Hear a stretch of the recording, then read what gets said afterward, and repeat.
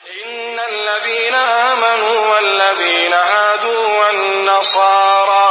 والنصارى والصابئين من آمن بالله واليوم الآخر وعمل صالحا فلهم أجرهم عند ربهم ولا خوف عليهم ولا هم يحزنون.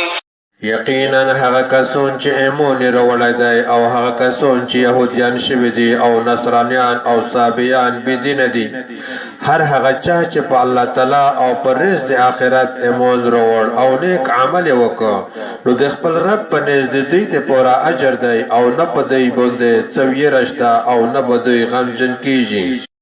وَإِذْ أَخَذْنَا مِيثَاقَكُمْ ورفعنا فوقكم الطور خذوا ما آتيناكم بقوة واذكروا ما فيه لعلكم تتقون.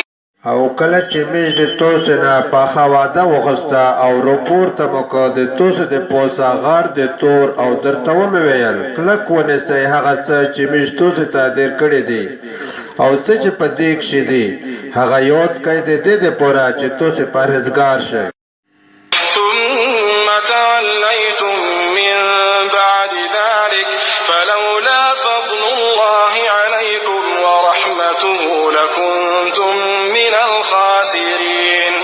بیا د دې نه بعد توسې د وعدې نه وګرځېدئ نو که په توسې باندې د الله تعالی فضل او د هغه رحمت نه وای نو توسې به خامخا تاوانیان شوي وای.